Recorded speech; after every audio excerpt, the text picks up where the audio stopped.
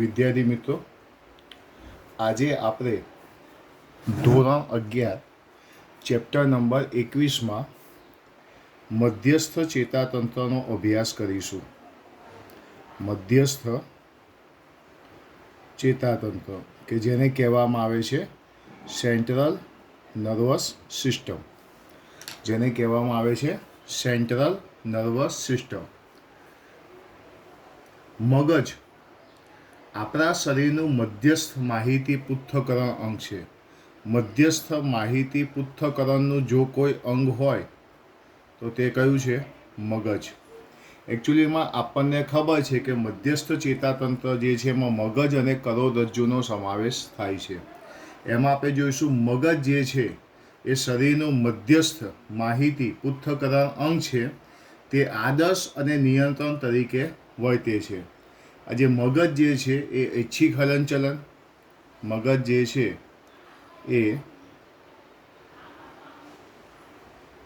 ઐચ્છિક હલનચલન, શરીરનું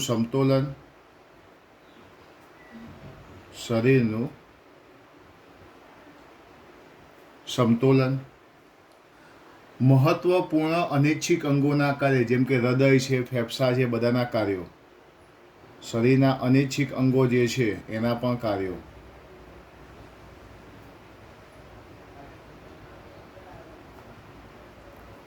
આ સિવાય ઉષ્ણતા નિયમન, ભૂખ, તરસ, શરીરમાં 24 કલાક દરમિયાન જેટલી પણ ક્રિયાઓ થાય છે આ બધી ક્રિયાઓનું નિયમન કોના દ્વારા થાય છે? મગજ દ્વારા થાય છે. આ બધાનું નિયમન મગજ દ્વારા થાય છે. મગજ જોવા જઈએ તો તે દ્રષ્ટિ, શ્રવણ, વાચા, યાદશક્તિ, બુદ્ધિમત્તા, લાગણી, વિચારો, આ બધી જે વસ્તુઓ જે છે આ બધી જ દ્રષ્ટિ, શ્રવણ, વાચા, યાદશક્તિ, બુદ્ધિમત્તા, લાગણી, વિચારોની પ્રક્રિયાનું કેન્દ્ર છે. આપણું જે મગજ જે છે એ ખોપરી દ્વારા રક્ષાયેલું છે. મગજ જે છે એનું રક્ષણ કોણ કરે છે? ખોપરી. તો એ ખોપરી દ્વારા રક્ષાયેલું છે તેવું કહી શકાય. તે ખોપરી દ્વારા રક્ષાયેલું છે. હવે ખોપરી જે છે એની અંદર આવેલું છે મસ્તિષ્ક આવરણ. ખોપરીની અંદર મગજ જે છે મસ્તિષ્ક આવરણ વડે ઘેરાયેલું હોય છે. કોના વડે? મસ્તિષ્ક આવરણ. મગજ જે છે મસ્તિષ્ક આવરણ વડે ઘેરાયેલું હોય છે, જેના બાહ્ય આવરણને બાહ્ય તાનિકા કહે છે. જેના બાહ્ય સ્તરને શું કહે છે? બાહ્ય તાનિકા કહે છે. અંદરના સ્તરને અંતઃતાનિકા કહે છે. જ્યારે વચ્ચેનું જે સ્તર છે, મધ્ય સ્તર જે છે એને મધ્ય તાનિકા કહેવામાં આવે છે. મધ્યના સ્તરને શું કહેવામાં આવે છે? મધ્ય તાનિકા કહે છે. મસ્તિષ્ક આવરણોની અંદર જે બહાર જે છે બાહ્ય તાનિકા, અંદરની બાજુ છે અંતઃતાનિકા અને વચ્ચેની બાજુ આવેલું છે મધ્ય તાનિકા. આ જે બહારની બાજુનું જે બાહ્ય તાનિકા જે છે એ કોલેજન તંતુનું બનેલું હોય છે. આ શાનું બનેલું છે? કોલેજન તંતુનું બનેલું હોય છે. અંદરનું જે છે એ પાતળું અને પારદર્શક હોય છે. અંદરની બાજુનું જે છે અંતઃતાનિકા એ કેવું છે? પાતળું અને પારદર્શક છે. તે સંયોજક પેશીનું બનેલું છે. તે શાનું બનેલું છે? સંયોજક પેશીનું બનેલું છે. જ્યારે મધ્ય તાનિકા જે પાતળું છે, લચીલું છે અને સંયોજક પેશીનું બનેલું છે.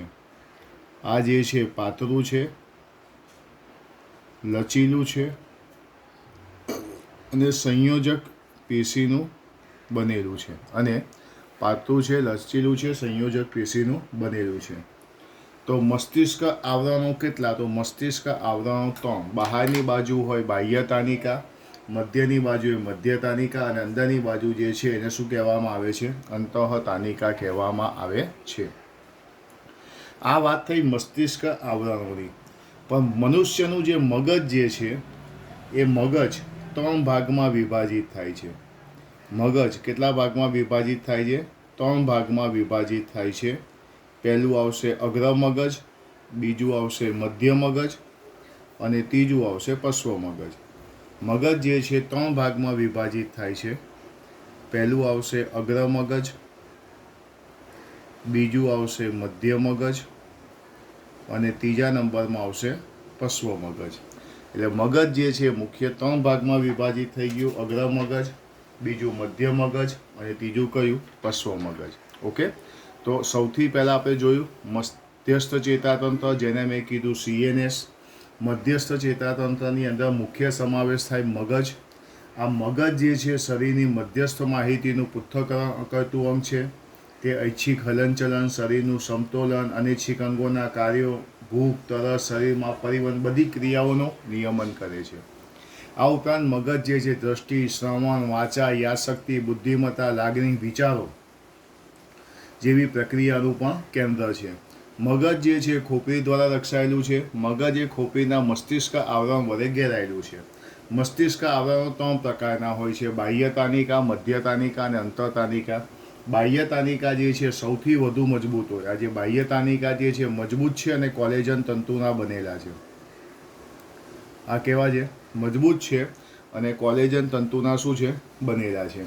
મધ્યતાનિકા પાતળું અને લચીલું છે. અંતઃતાનિકા પાતળું, પારદર્શક, સંયોજક પેશીનું બનેલું છે. મગજ જે છે એ મુખ્ય 3 ભાગોમાં વિભાજિત થાય છે: અગ્ર મગજ, મધ્ય મગજ અને પશ્વ મગજ.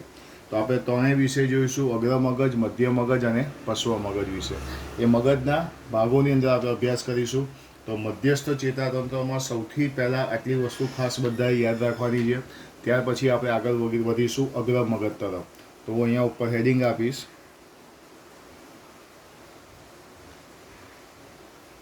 અગ્ર મગજ. તો આ જે અગ્ર મગજ છે તો અગ્ર મગજમાં બૃહદ મસ્તિષ્ક, અગ્ર મગજ જે છે એની અંદર વાત કરીએ આપણે તો બૃહદ મસ્તિષ્ક, સેકન્ડ નંબરમાં થેલેમસ અને હાઇપોથેલેમસનો સમાવેશ થાય છે. અને હાઇપોથેલેમસનો સમાવેશ થાય છે. બૃહદ મસ્તિષ્ક, થેલેમસ અને હાઇપોથેલેમસનો સમાવેશ થાય છે. બૃહદ મસ્તિષ્ક એ મગજનો મુખ્ય ભાગ છે. બૃહદ મસ્તિષ્ક એ મગજનો શું છે? મુખ્ય ભાગ છે. તે આયામ રીતે ઊંડી ફાટ દ્વારા 2 અડધા ભાગોમાં વિભાજિત થાય છે. અડધા ભાગોમાં વિભાજિત થાય. બૃહદ મસ્તિષ્ક કે જે અડધા ભાગોમાં વિભાજિત થાય છે તેને બૃહદ મસ્તિષ્ક ગોળાર્ધ કહે છે. બૃહદ મસ્તિષ્ક ગોળાર્ધ કહે છે. તે 2 ફાંટોમાં વિભાજિત થાય છે જેને બૃહદ મસ્તિષ્ક ગોળાર્ધ કહે છે. આ બૃહદ મસ્તિષ્ક ગોળાર્ધ જે પટ્ટી વડે જોડાયેલા હોય છે, જે પટ્ટી દ્વારા જોડાયેલા હોય છે તેને કેલોસમ કાય કહે છે. તે કેલોસમ કાય તરીકે ઓળખાતી પટ્ટી દ્વારા જોડાયેલા હોય છે. તો બૃહદ મસ્તિષ્ક એ મગજનો, અગ્ર મગજનો મુખ્ય ભાગ છે. તે 2 ફાંટ વડે જુદો પડે છે. તેને બૃહદ મસ્તિષ્ક ગોળાર્ધ કહેવાય. આ બંને ગોળાર્ધો કેલોસમ કાય નામની પટ્ટીથી જોડાયેલા હોય છે. આ જે મસ્તિષ્ક, બૃહદ મસ્તિષ્ક ગોળાર્ધ જે છે એની બહારની બાજુના ભાગને શું કહેવામાં આવે છે? બાહ્યક કહે છે. મસ્તિષ્ક બાહ્યક. આ બૃહદ મસ્તિષ્ક ગોળાર્ધને જે ઘેરતો ભાગ જે છે એને શું કહેવામાં આવે છે? બૃહદ મસ્તિષ્ક બાહ્યક કહેવામાં આવે છે. તેને બૃહદ મસ્તિષ્ક બાહ્યક કહે છે. આ બાહ્યકની અંદર ભૂખરું દ્રવ્ય અને શ્વેત દ્રવ્ય એમ 2 દ્રવ્યો આવેલા હોય છે. આ બાહ્યકની અંદર ભૂખરું તેમજ શ્વેત દ્રવ્ય આવેલા હોય છે. ઓકે, તો આ થઈ ગયો ડિટેલ્સ તમને છે પણ બૃહદ મસ્તિષ્ક હોય તો મગજનો મુખ્ય ભાગ છે તે બે અડધા ભાગોમાં વિભાજિત થાય છે, તેને બૃહદ મસ્તિષ્ક ગોળાર્ધ કહે છે. આ બૃહદ મસ્તિષ્ક ગોળાર્ધ કેલોસમ કાયનની પટ્ટીથી જોડાયેલા હોય છે. બૃહદ મસ્તિષ્ક ગોળાર્ધને બહારની બાજુ બાહ્યક હોય છે, તે નિશ્ચિત ગર્તમાં ફેરવાય છે. બાહ્ય ભૂખરું દ્રવ્ય ધરાવે છે. ભૂખરા દ્રવ્યમાં ચેતા કોષકાય જોવા મળે છે. આની અંદર ભૂખરું દ્રવ્ય જે છે એમાં ચેતા કોષકાય જોવા મળે છે. બાહ્યકની અંદર પ્રેરક વિસ્તારો આવેલા છે, સંવેદી વિસ્તારો આવેલા છે. આ બધી વસ્તુ અહીંયા આવેલા હોય છે. બીજું, આની અંદરનો ભાગ જે છે એની અંદર જોવા જઈએ તો અપારદર્શક સફેદ દેખાય છે, માટેને શું કહેવામાં આવે? આનો જે અંદરનો ભાગ જે છે એ કેવો છે? સફેદ છે, માટેને શ્વેત દ્રવ્ય કહેવામાં આવે છે. બૃહદ મસ્તિષ્ક આવરણથી ઘેરાયેલી રચનાને થેલેમસ કહેવામાં આવે છે. થેલેમસ કોને કહેવાય? બૃહદ મસ્તિષ્કથી ઘેરાયેલી રચના. જે બૃહદ મસ્તિષ્ક જે છે એનાથી ઘેરાયેલી રચનાને શું કહેવામાં આવે છે? થેલેમસ કહેવામાં આવે છે. તે સંવેદી અને પ્રેરક સંદેશાનું નિયમન કરે છે. તે સંવેદી અને પ્રેરક સંદેશાઓનું શું કરે છે? નિયમન કરે છે. થેલેમસનો તળિયાનો ભાગ, આ જે થેલેમસ જે છે એના તળિયાના ભાગે, થેલેમસનો તળિયાનો ભાગ જેને હાઇપોથેલેમસ કહેવામાં આવે છે. થેલેમસના તળિયાના ભાગને શું કહેવામાં આવે છે? તો થેલેમસના તળિયાના ભાગને હાઇપોથેલેમસ કહેવામાં આવે છે. તેમાં શરીરના તાપમાન, ખાવા પીવાના કેન્દ્રો આવેલા હોય છે. આની અંદર શરીરના તાપમાન, ખાવા પીવાના કેન્દ્રો આવેલા હોય છે. કોની અંદર? થેલેમસમાં. તેમાં તાપમાન, ખાવા પીવાના કેન્દ્રો આવેલા હોય છે. હાઇપોથેલેમસ તમે બધા 22મા પાઠમાં જોયેલું કે હાઇપોથેલેમસ એ ગ્રંથિ છે, તેમાંથી કેટલાક અંતઃસ્રાવોનો પણ શું થાય છે? સ્ત્રાવ થાય છે. એક આ ધ્યાનમાં રાખવાનું. તો અગ્ર મગજની અંદર જોવા જઈએ તો બૃહદ મસ્તિષ્ક, થેલેમસ અને હાઇપોથેલેમસનો સમાવેશ થાય છે. ઓકે, આ સિવાય વાત કરીએ તો આની સાથે મેં તમને કહેલું ટૂંકા ગાળાની સ્મૃતિને લાંબી યાદમાં ફેરવે છે હિપોકેમ્પસ. મગજની અંદર એક એવો ભાગ આવેલો હોય છે જેનું નામ છે હિપોકેમ્પસ. હિપોકેમ્પસ જે ટૂંકા ગાળાની સ્મૃતિને લાંબી યાદમાં ફેરવે છે. જે ટૂંકા ગાળાની સ્મૃતિને લાંબી યાદમાં ફેરવવાનું કામ કરે છે. તો આ માહિતી કોના વિશેની છે? અગ્ર મગજ વિશેની માહિતી. અગ્ર મગજમાં બૃહદ મસ્તિષ્ક, થેલેમસ અને હાઇપોથેલેમસનો સમાવેશ થાય છે. એ બધી માહિતી સાથે તમને PDF મોકલી છે. PDFમાંથી તમારે ખાસ તૈયાર કરવાનું છે. તો આ કોના વિશેની માહિતી છે? અગ્ર મગજ વિશેની માહિતી. આ માહિતી કઈ છે? અગ્ર મગજ. કે અગ્ર મગજની અંદર કોનો સમાવેશ થાય છે, અગ્ર મગજ શું છે તેના વિશેની આ રહી માહિતી. ઓકે, જોઈ લો બધા એકવાર.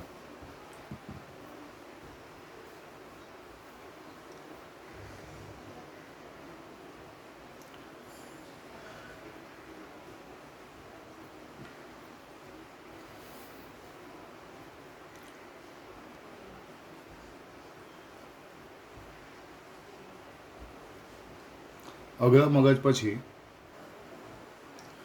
હવે આપણે જોઈશું અગ્ર મગજ પછી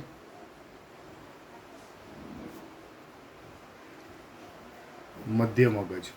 તો મધ્ય મગજ જે છે અગ્ર મગજ અને પશ્વ મગજની વચ્ચે આવેલું હોય છે. આનું સ્થાન ક્યાં હોય છે? તો સ્થાન હોય છે અગ્ર મગજ અને પશ્વ મગજની વચ્ચે. અગ્ર મગજ અને પશ્વ મગજની વચ્ચે આવેલું હોય એ શું કહેવાય? મધ્ય મગજ. મધ્યસ્થ મગજમાંથી મસ્તિષ્ક જલનલિકા પસાર થાય છે.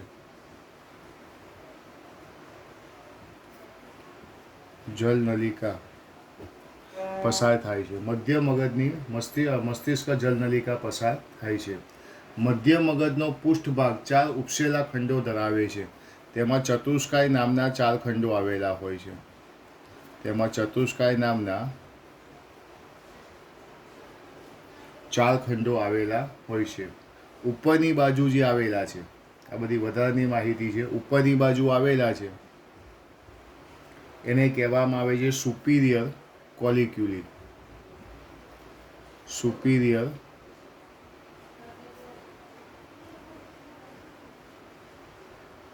કોલિક્યુલી. ઉપરની બાજુવાળા જેને કહેવાય છે સુપિરિયર કોલિક્યુલી, જે આંખ અને શીર્ષમાંથી આવતા સ્નાયુઓમાં ઉર્મિવેગો ગ્રહણ કરે છે. આંખ અને શીર્ષના સ્નાયુઓમાંથી જે ઉર્મિવેગ આવે છે એને ગ્રહણ કરે છે અને દ્રષ્ટિની પરાવર્તી ક્રિયાનું નિયમન કરે છે. ઉપરના ભાગને શું કહેવાય? સુપિરિયર કોલિક્યુલી. આંખ અને શીર્ષના સ્નાયુમાંથી જે ઉર્મિવેગો આવે ગ્રહણ કરે અને દ્રષ્ટિની પરાવર્તી ક્રિયાનું શું કરે છે? નિયમન કરે છે. આ ઉપરની બાજુ હતા. એવી રીતે નીચેની બાજુ આવેલા છે એને કહેવાય છે ઇન્ફિરિયર કોલિક્યુલી.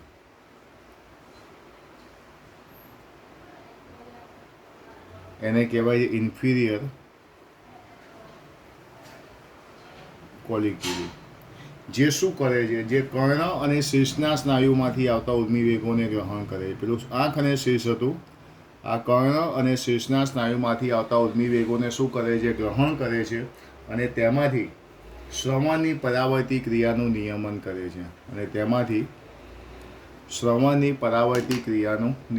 કરે છે. તો આ માહિતી થઈ મધ્ય મગજ વિશે. તો મધ્ય મગજ વિશે ફરીથી એકવાર, મધ્ય મગજ ક્યાં છે? અગ્ર મગજ અને પશ્વ મગજની વચ્ચે છે. તેમાં મસ્તિષ્ક જલનલિકામાંથી પસાર થાય છે. તેમાં ચતુષ્કાય નામના 4 ખંડો આવેલા છે. ઉપરની બાજુના ખંડો, નીચેની બાજુના ખંડો શું છે એ વસ્તુ ખાસ ધ્યાનમાં રાખવાનું. બીજું, મસ્તિષ્ક દંડ મધ્ય મગજમાં આવેલું હોય છે. ત્યાર પછી આપણે જોઈશું મધ્ય મગજ પછી આપણે હેડિંગ આપીશું પશ્વ મગજ. એના પછી આપણે હેડિંગ આપીશું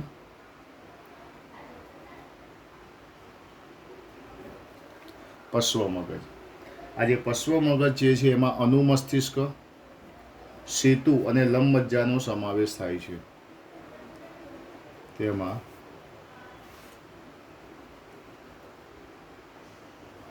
અનુમસ્તિષ્ક, સેતુ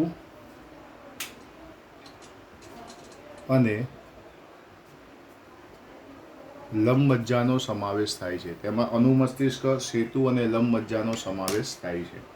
અનુમસ્તિષ્ક ખૂબ જ મોટું છે.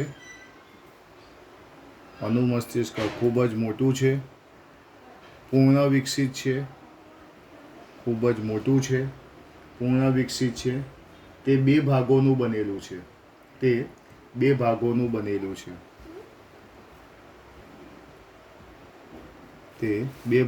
બનેલું છે.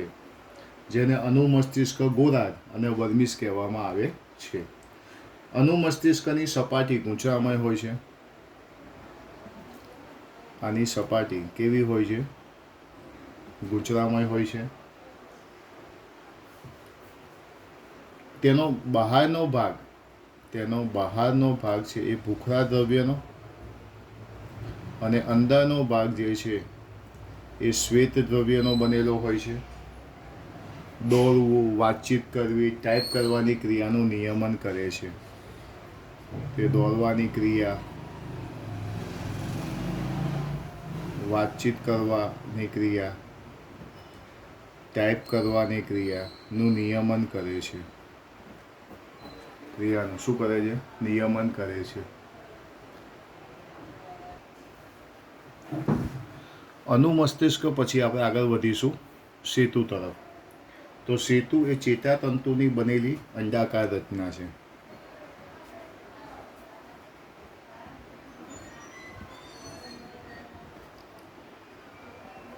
ચેતાતંતુની બનેલી અંડાકાર રચના છે. તે ઉર્મિવેગનું વહન કરે છે બૃહદ મસ્તિષ્ક અને પશ્વ મગજના ભાગો વચ્ચે. સેતુનું કાર્ય શું છે? ઉર્મિવેગનું વહન કરવાનું.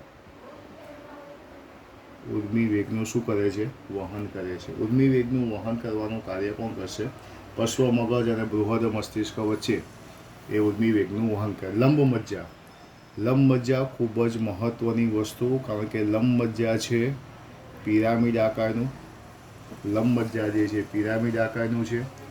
તે મગજના પશ્વ ભાગમાં આવેલું છે. તે કરોડરજ્જુ સાથે જોડાયેલું છે. એનું જોડાણ કોની સાથે થયેલું હોય? કરોડરજ્જુને જોડતો ભાગ છે, બરોબર છે. તેનું કાર્ય શ્વસન, હૃદયના ધબકારા, શ્વસન, હૃદયના ધબકારા, લાળનો સ્ત્રાવ, ગળવાની ક્રિયા, ઉલટી આવવાની ક્રિયા, છીંક આવવાની ક્રિયા, એડકી આવવાની ક્રિયા, આ બધા જે અનિચ્છિક કાર્યો જે છે એનું પણ શું કરે છે? નિયમન કરે છે. એવું કહેવાય છે કે લંબ મજ્જાની ઈજા થાય તો માનવી મૃત્યુ પામે છે. એવું કહેવાય છે કે લંબ મજ્જાની ઈજા થાય તો માનવી મૃત્યુ પામે છે. તો આ અગ્ર મગજ, મધ્ય મગજ અને પશ્વ મગજ વિશે છે. આની સાથે તમારી જોડે PDF હશે. PDFમાંથી પણ તમારે એકવાર જોવાનું છે અને મુદ્દા તૈયાર કરવાના છે. જોઈ લો બધા એકવાર.